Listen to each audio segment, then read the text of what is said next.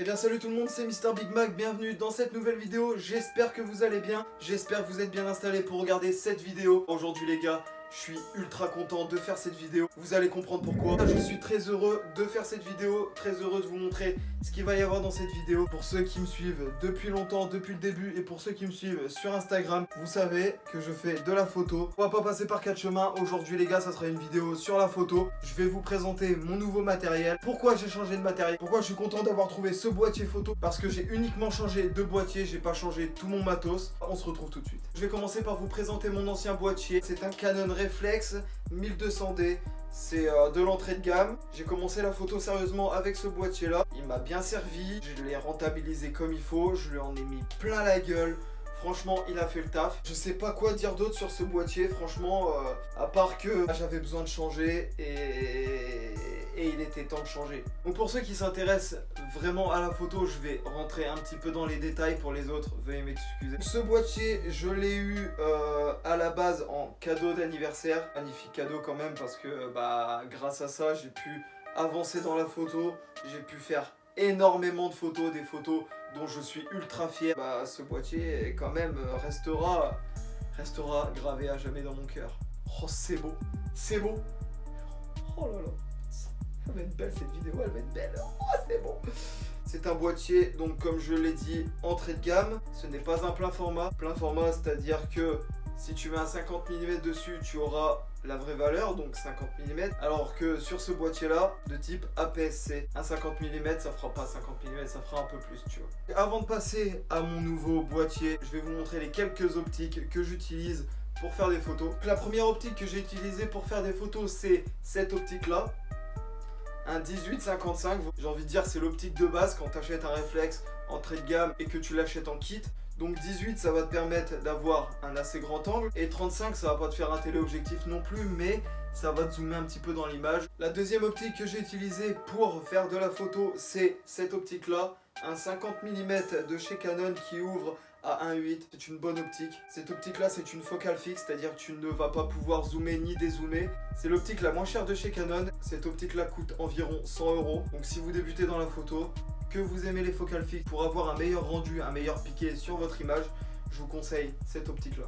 Ensuite j'ai eu un 24 mm de chez Canon toujours. Celui-là ouvre à 2,8. Très bonne ouverture pour avoir une photo des plus lumineuses. Toujours focale fixe car j'adore les focales fixes pour avoir un piqué et un rendu les plus esthétiques, j'ai envie de te dire.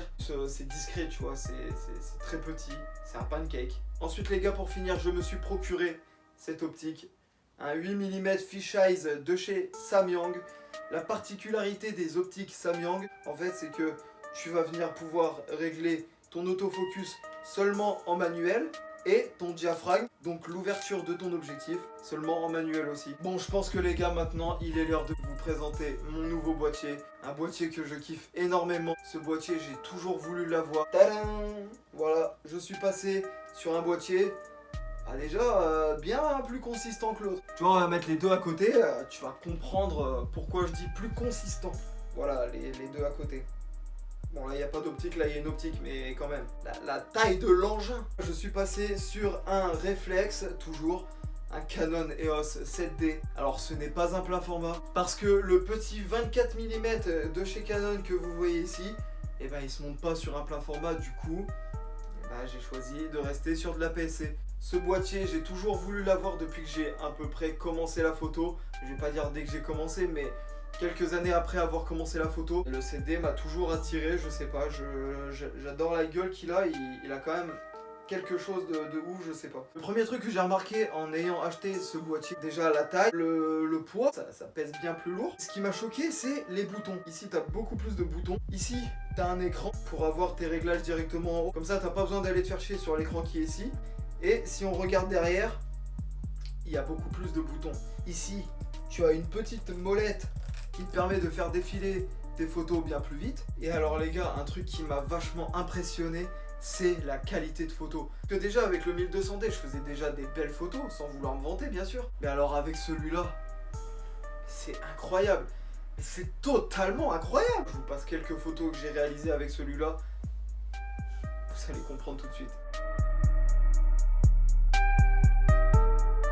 Voilà, vous avez vu les photos que j'ai pu réaliser avec ce boîtier. N'hésitez pas à me dire ce que vous en pensez en commentaire bien sûr. Alors ce boîtier, je ne l'ai pas acheté neuf, je l'ai acheté d'occasion. Tout simplement parce que j'ai trouvé une très bonne affaire. Je l'ai eu à 250 €, ce qui est réellement pas cher pour un boîtier de cette gamme là. Le premier truc qu'il faut faire quand tu achètes un boîtier d'occasion, c'est regarder le nombre de déclenchements. Quand j'ai vu le nombre de déclenchements de celui-là, je me suis dit bon, bah c'est bon, on va l'acheter, que veux-tu que je te dise de plus, on va l'acheter. Bah je l'ai acheté. Bon, depuis que je l'ai, c'est... Mais mec, t'imagines même pas à quel point ça m'a changé la vie. Bon, déjà, point de vue qualité photo. Ah oui les gars, un truc que je vous ai pas dit, un truc qui m'a choqué, qui m'a choqué. Quand j'ai vu ça, j'étais comme un gosse. C'est la vitesse de déclenchement. Je vais vous montrer la vitesse de déclenchement sur mon ancien boîtier et ensuite la vitesse de déclenchement sur ce boîtier. Pas ouf hein. Maintenant on passe au nouveau boîtier. C'est beau! Oh c'est beau. Juste pour le plaisir et pour mon plaisir perso aussi, je te refais écouter ça. Je suis comme un gosse. Alors aussi, un truc avec ce boîtier là, j'avais un peu prévu le coup et je m'attendais pas à ça. La carte mémoire n'est plus la même. Avant sur ce boîtier là, j'avais des cartes mémoire classiques. Ces cartes mémoire là. Mais avec le nouveau boîtier les gars, c'est plus la même chose. On est passé sur des cartes mémoire compact flash. Donc tu vois, c'est quand même bien plus gros. Bah le prix il est bien plus gros aussi. Quand j'ai vu le prix de la carte mémoire,